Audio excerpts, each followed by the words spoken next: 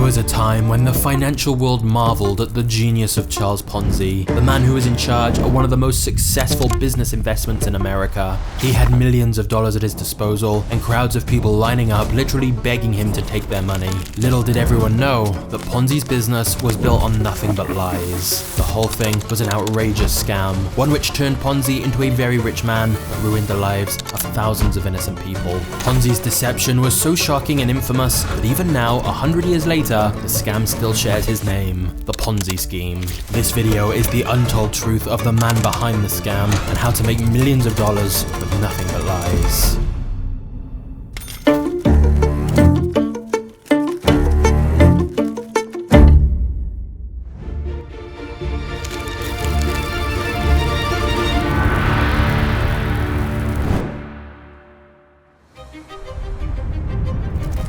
Charles Ponzi was born in Italy on March 3rd, 1882. His father was a hard-working postman, and overall his family was financially comfortable, but it used to be so much more than that. Ponzi's grandparents and great-grandparents had all been successful businessmen, merchants, and public officials. The demotion to the working class really affected Ponzi from a young age and made him bitter and resentful. He wondered why he had to suffer for his family's failing fortunes. Why couldn't he have been born rich and enjoy a life of leisure without having to worry about a job or money? As a teenager, Ponzi inherited a modest sum of money following his father's death. He used it to enroll in college, as his mother had her heart set on him going to a prestigious college to get an education. But Ponzi had other plans. Instead of studying and going to class, he decided to burn through his savings by dressing in the latest fashions and eating at the fanciest restaurants in town. Then at night, maybe the theatre or the opera, or some gambling at the casino with his wealthy friends. Nothing was too extravagant or expensive for him. Ponzi liked to pretend that he was just like his rich friends and that he had endless money, but it was an illusion. And one day, it all came crashing down around him. His inheritance money finally ran out, and since his studies had been completely neglected, he had no chance of graduating. His uncle offered him work as a clerk, but the idea of finding a 9-to-5 job repulsed Ponzi, who considered himself too good for menial labor. He felt he had only one choice left: travel to America and strike it rich there.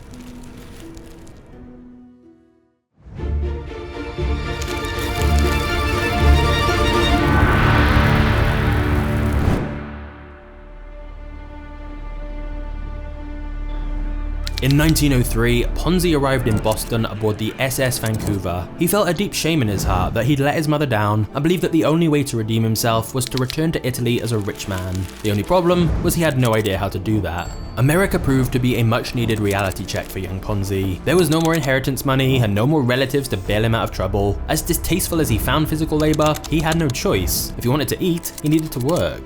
Ponzi spent the next few years up and down the East Coast, from New York to Florida. He worked as a sign painter, a waiter, a grocery clerk, a dishwasher, a factory hand, an insurance salesman, and a sewing machine repairman. None of the gigs lasted long though. Ponzi either quit because he hated the work, or he was fired because he tried to cheat the customers. This often meant he resorted to stealing or begging for scraps of food and sleeping in parks. It was a far cry from his carefree days as a high roller back in Rome. And even when Ponzi did manage to scrape together a bit of cash, he would inevitably spend it all on a big night out or a weekend vacation to remind himself of the good old days. In 1907, Ponzi traveled to Montreal, hoping that Canada would prove to be more welcoming and lucrative. And at first, things were looking up for him. He found work as a clerk at a bank that mainly served Italian immigrants called Banco Zarossi. It was the same type of job that Ponzi had turned down back in Rome because he considered himself too good for it. But it was surprising how a few years on the streets working for minimum wage could change his perspective. Unfortunately for Ponzi, his new job did not last long because his boss was a con man. Zarossi was using an age-old fraud known as robbing Peter to pay Paul. In other words, he was using the money from his newest clients in order to pay off his older ones. This allowed Zarossi to offer 6% interest rates on all bank deposits, which was double the average rate.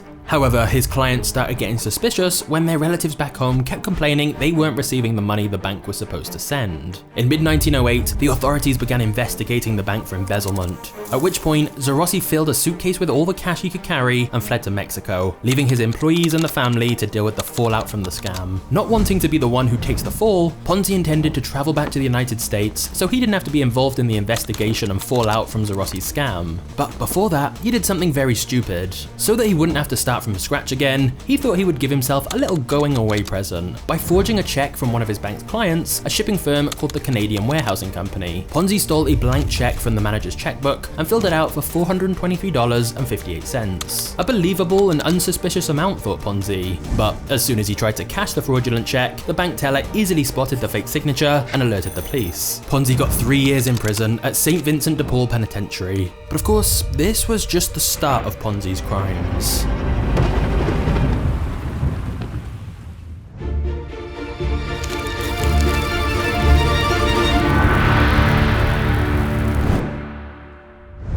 Ponzi was released on parole after 2 years, and he immediately made plans to travel to the States again. But he didn't go alone. Instead, he took with him 5 Italian immigrants, all fresh off the boat without any proper papers, as he'd been paid to smuggle these men into America. Ponzi figured this would set him up with a nice quick payday now that he was a free man again. However, he got caught and was arrested once again. Still, Ponzi hoped that if he pled guilty, the judge would go easy on him and maybe just let him off with a small fine. But once the judge banged his gavel and passed the sentence, Ponzi's heart sank.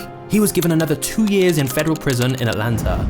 After being released from jail for a second time, Ponzi was unsure of his next move. He'd come up with all these different plans to get rich whilst in prison, but they all required money, and Ponzi was penniless. Therefore, with little choice, he wandered from state to state again, working whatever odd jobs came his way. Ultimately, he found a decent position as a clerk with an import-export business called the J.R. Poole Company in Boston. So after a decade and a half in North America, he'd ended up in the same place where he began. Life in Boston was decidedly better for Ponzi the second time around though. He was good at his job for a change, and was promoted for it. Not just that, but Ponzi met 21-year-old Rose Janecko and instantly fell head over heels for her. The first time they spoke, Ponzi was so nervous that he could barely string 2 words together. Fortunately for him, the feeling was mutual, and the two got married in early 1918. His new married life made Ponzi feel happy, but he also felt inadequate. Even though Rose was content with a simple life, Ponzi had much grander ambitions. He wanted to be able to shower her with diamond rings, fancy clothes, and expensive holidays. Obviously, this was never going to happen on a clerk's salary. So 6 months after the wedding, Ponzi quit his steady job at J.R. Poole and began looking for something new to do. He started off by joining his father-in-law's wholesale fruit selling business. The company was struggling, and since Ponzi always bragged to his wife about being a financial genius, this was the time for him to show everyone what he could do. However, Ponzi was unable to save the failing business, and instead it went bankrupt by the end of the year. Undeterred by his recent failure, Ponzi rented a small office to start his own import-export business instead. But the world at large took no notice of him. Ponzi lacked the experience and the contacts to attract any serious business. However, Ponzi refused to believe he was the problem, and thought that maybe he just needed to advertise his services more. Unfortunately, a few quick calculations made him realize that the costs were well outside of his reach. Just like that, Ponzi's import and export business became another failed venture. The only silver lining for Ponzi was this failure had already given him his next idea. When Ponzi had seen how much money it would cost him to publicize his services, he thought that maybe he should publish his own trade magazine so that other companies would pay him the same kind of giant advertising fees. Ponzi had zero experience when it came to publishing, but in his mind, this was already a $1 million business idea. He would call his magazine The Trader's Guide, and he would send it for free to 100,000 companies, doubling the circulation number with each new issue. According to Ponzi's calculations, his initial mailing would cost him around $35,000, but he would make $80,000 in advertising income since he was certain that companies would be lining up around the block to publicize their services in his magazine. Certain of success, Ponzi rented a much larger office and hired 3 staff members. And then he began writing to investors and business owners about the possibility of getting involved with the first ever issue of the Trader's Guide. Then reality came crashing down on Ponzi like a ton of bricks.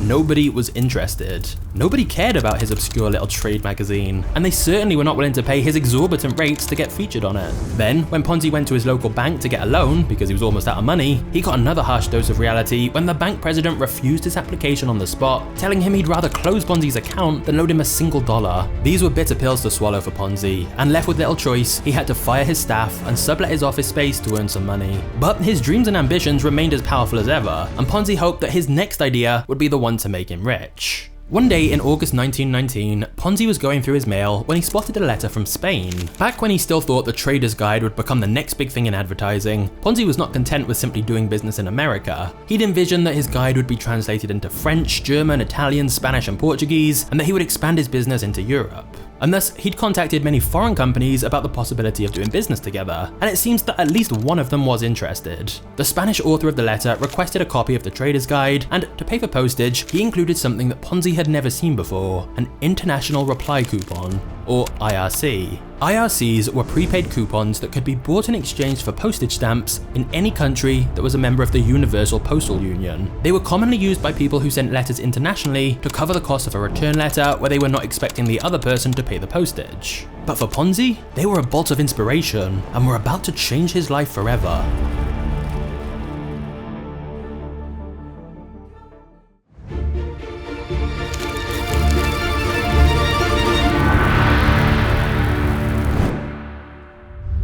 Years earlier, Ponzi had learned about the concept of arbitrage, the strategy of buying and selling an asset in different markets in order to take advantage of the price difference and make a profit. In the case of IRCs, they were always exchanged for the same postage value regardless of the country, but they were purchased at slightly different prices depending on the fluctuations in local currency. So in theory, Ponzi could buy an IRC in Italy, where the lira had taken a serious hit after the war, and then redeem it in the United States for American postage stamps where he knew the dollar value would be slightly higher. He would then sell those stamps and make a tiny profit. Then, by scaling the operation to thousands, even millions of IRCs, he was looking at some serious money. This was Ponzi's new business plan, and on paper, it seemed like not only a good idea, but also perfectly legal. Arbitrage was a sound investment tactic that had been in use for centuries. So, in January 1920, Ponzi started a new company to handle what seemed to be his most promising business venture yet, and he called it the Securities Exchange Company. Unfortunately for Ponzi, like many times before, reality came in to crush his hopes and dreams. The truth was that the profits from the arbitrage of IRCs were so small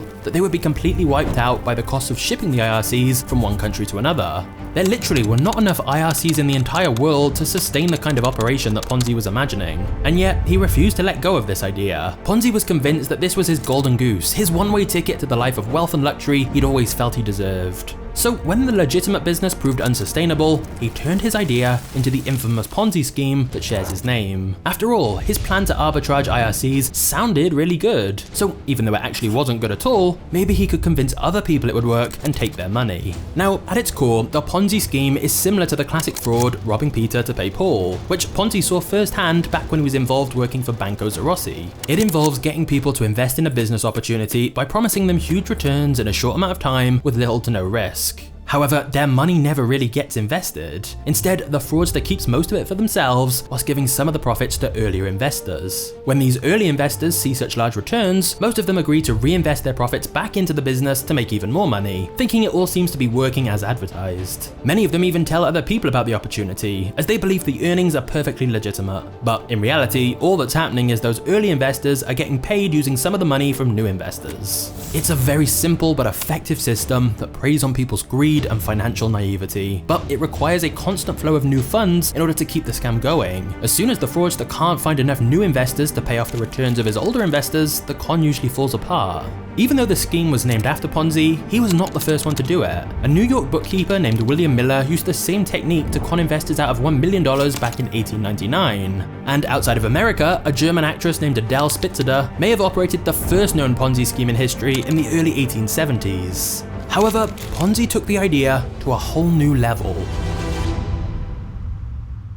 With the holidays approaching, we all know most people put off shopping until the last minute. And if you have an online store or you sell anything online, you know the feeling of getting hit with a ton of orders all at once. When you're buried in orders and emails from stressed customers, you'll wish you had ShipStation. ShipStation works with all your favorite places to sell online, including Amazon, Etsy, eBay, Shopify, and more. You can manage every order from one simple dashboard, automate routine shipping tasks, print shipping labels, and easily compare rates and delivery times to make sure you're getting the best deal on every shipment. Basically, you'll save time, money, and stress during the holiday rush. Plus, it's so easy to get started with ShipStation. You can get set up within minutes. And since ShipStation is sponsoring this video, they've agreed that if you use my link below, you'll get 2 months to try it completely for free. So this holiday season, give yourself the gift of stress-free holiday shipping. Go to shipstation.com/magnates today and sign up for a free 60-day trial and start saving time and money on every shipment. That's shipstation.com/magnates to get started now for free.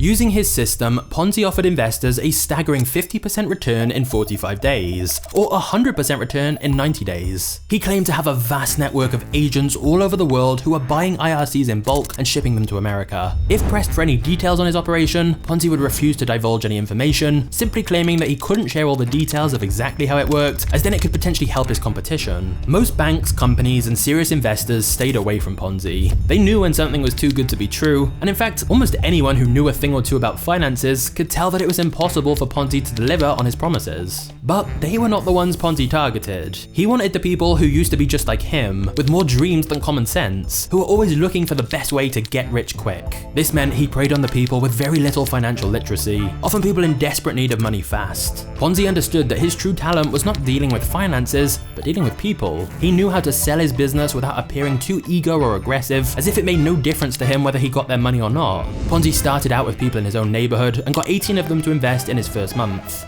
Once they were all paid their first round of profits, word started spreading fast, and soon thousands of people began crowding the streets outside Ponzi's office, desperate to invest their own money in this seemingly surefire opportunity. Month after month, Ponzi gained more and more clients, raking in over $250,000 a day at the peak of his operation. The Boston Post hailed him as a financial genius, which gave him yet more perceived credibility and thus more investors. Soon, Ponzi was able to live the life he'd always dreamed of. He moved into a giant mansion, bought a fast car, dressed only in expensive clothes, wore gold watches and diamond pins, and went on lavish first-class trips. It was the lifestyle that Ponzi always felt he deserved, but he did not get to enjoy it long. By the start of the summer, less than 6 months after Ponzi launched his new venture, there were rumblings of doubt about his business. Initially, everyone was afraid to say anything, since Ponzi had successfully sued a financial analyst for libel who'd accused Ponzi of lying. After all, many early investors had been paid already, which Ponzi said was proof everything was legitimate. But then the Boston Post, the same newspaper that once proclaimed Ponzi a genius, started to investigate his operation. They brought in Clarence Barron, president of Dow Jones and manager of the Wall Street Journal, who spotted the obvious scheme. By his calculations, Ponzi would have needed to purchase 160 million IRCs, and yet there were only 27,000 in circulation in the whole world. In July 1920, the Post presented Barron's conclusions on the front page of the newspaper, decrying Ponzi as a fraud and prompting an investigation into his company. But the wheels of justice turned slowly, and Ponzi was able to ease the concerns of the government officials initially by cooperating fully and even saying he'd stop taking in new investments while he was under scrutiny. But then Ponzi caused his own downfall by hiring William McMasters as his publicist. Unlike Ponzi, McMasters was an honest man who soon realized that his client was a total fraud. He later said, "Ponzi is a financial idiot. He can hardly even add up. He sits with his feet on the desk, smoking expensive cigars in a diamond holder and talking complete gibberish about postal coupons." With access to all of Ponzi's records, McMasters collected the evidence he needed and went to the Boston Post, where he wrote a Pulitzer Prize-winning expose detailing all of Ponzi's secrets. This time, the game was really up, and the Ponzi scheme collapsed. Several banks had to declare bankruptcy, tens of thousands of people lost their life savings, and Ponzi himself was indicted on 86 counts of mail fraud. However, the conman managed to strike a deal and pleaded guilty to only a single charge of mail fraud, receiving just 5 years in federal prison. A relatively small amount given the huge amount of money stolen and the vast amount of lives ruined.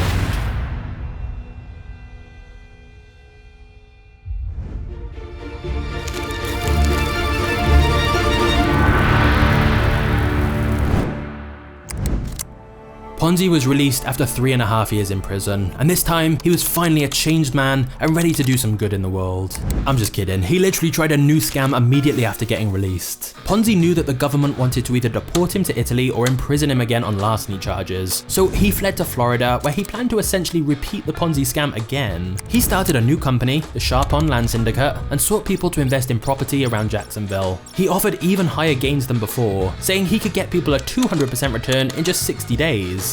The only problem was that the property he was selling was worthless swampland. This time though, there were no takers. Ponzi's fraud was soon exposed and he risked being sent to Massachusetts, where a lengthy sentence awaited him. Not wanting to go back to prison yet again, Ponzi changed his look and tried to travel to Italy as a sailor aboard a cargo ship. However, he was recognized and arrested in New Orleans. Ponzi was now a desperate man. He wrote to President Calvin Coolidge asking for mercy, even appealed to Mussolini to intervene on his behalf, but of course, nobody listened. It was the end of the line for him. Ponzi served another 7 years in prison, and the man who came out was not the same as the one who went in. Ponzi was a broken mess who had lost all the charm and confidence that once made him so rich. As he faced deportation to Italy, his wife chose to stay behind in America and divorced him. Ponzi spent the rest of his years in poverty, with only memories to comfort him of the times when he had it all. He ended up in Rio de Janeiro, where he died in 1949 in a charity hospital and was buried in a pauper's grave, thus bringing an end to one of the most notorious tales of rags to riches to rags in history. However, in terms of the amount of money Ponzi conned people out of, he's actually not one of the biggest financial fraudsters. If you want to know about the guy who stole billions of dollars and then partied with celebrities like Leonardo DiCaprio and made the Wolf of Wall Street with the stolen money, check out the absolutely insane story of Jolo. Just click the thumbnail here now, as it's an awesome story and I think you'll love it, so we'll hopefully see you there.